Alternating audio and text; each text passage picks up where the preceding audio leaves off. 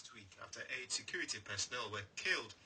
There's been great tension in the two Anglophone regions for over a year now, stemming from complaints of economic inequality and social injustice at the hands of the French-speaking majority. Our Cameroon reporter is Randy Josa. Well, I've been speaking to people in Mamfe town, that's the headquarters of Manu Division. It's a locality very close to the Nigerian borders. From Mamfe, it takes like 30 to 40 minutes on a fast car to get to the borders in Ekok. And people are telling me they've had little sleep last night. They had shootings throughout the night, sporadic gunfire. Sometimes the fire would be so heavy they would think maybe the military was in confrontation with some armed group. It started before 11 o'clock. The shooting started around 11 last night. Even as we speak, gunshots are continuing. Our cry now is that we, the innocent people, will now pay for the acts of these attackers. Soldiers will now come attacking our homes. The streets of Mamfe are now empty. Those Ambazonia boys came in looking just like ordinary people. This will not be their last coming. I know people have died. Some gendarmes have died and others have been wounded. I have seen military ambulances moving about. I'm staying indoors, just scared of going outside. So we are just afraid to go of the gunshot. People are not moving. People are just scared to go out. We did not sleep last night. There was gunshot from 11 days. They are sending people home. You want to go out of the street, they're saying you go back. And in the morning, people told me they could still hear a lot of shootings in different parts of Mamfe town, and people have not been able to move about. It's virtually a lockdown today in Mamfe. Some people say they come out and they are sent back home by soldiers who are on the streets. So people cannot go to markets, they can't go to work, they can't attend to other social activities. Is it clear who's behind the gunfire? It's not very clear who is behind the gunfire. For one thing, the government has not made any statement on this. But social media is so full now of pictures of some 4 dead persons who appear to be lying in the premises of the gendarmerie in Mamfe. In the pictures, you can also see some Cameroonian soldiers standing around with guns. And the bodies on the ground have some red cloth tied around the arms and necks, and it looks like what people are fond of calling here odeshi. That is some traditional concoctions that people take. They also arm themselves with amulets, and they cannot be shot dead. There seems to have been an exodus of residents across the border to Nigeria. What more can you tell us about that, Randy?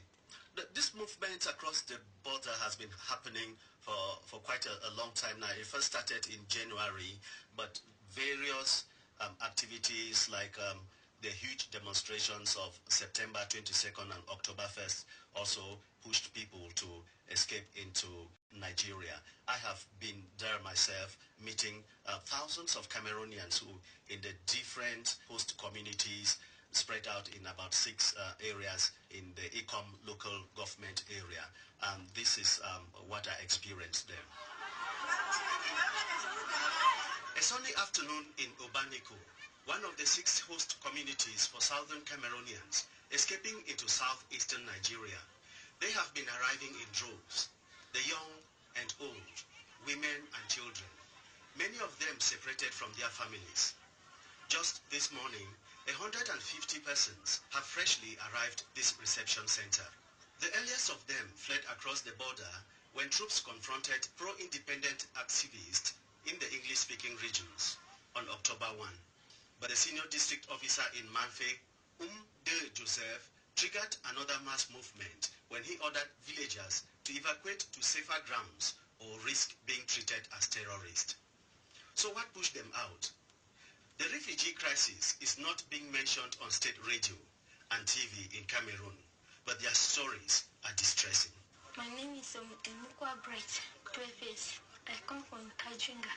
My school name is GS Kajinga. They killed my father and I run. Who killed your father? Janda. They shot me in our house. It's 12 o'clock in the morning. I was in the kitchen, washing plate. It shocked my father for panic. Boom. Let's talk to another lady who was just giving birth also. My name is Obangzena. I have 3 children. So how did you get here? What happened? There was a war in Akwaya. As they started fighting, we heard guns all over the village. We saw armies with our boys.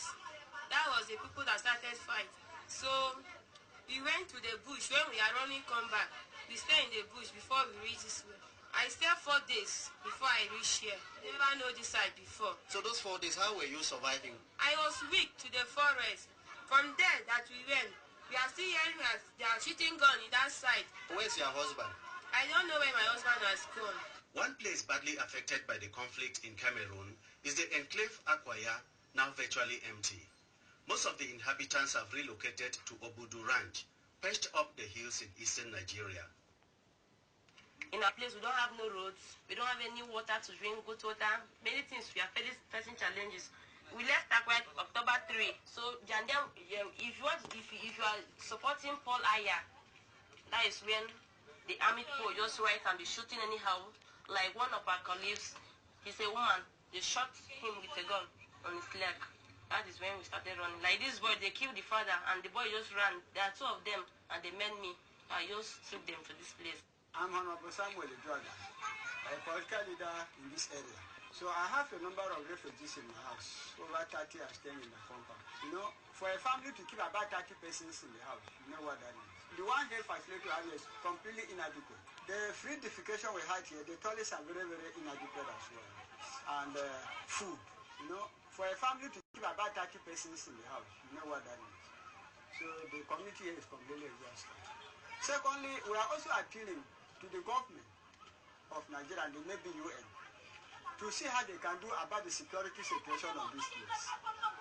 Even with the host, we are not safe. The refugees are not also safe. Doctors Without Borders are building extra toilets at this health center to accommodate the displaced Akwaya women. About a dozen of them are crushing stones outside with hammers for a small fee. Until now, they were successful farmers in their ancestral homes. Now, they must get used to depending on charity for the foreseeable future. That's our Cameroon correspondent, Randy Josa. This is Focus last week after 8 security personnel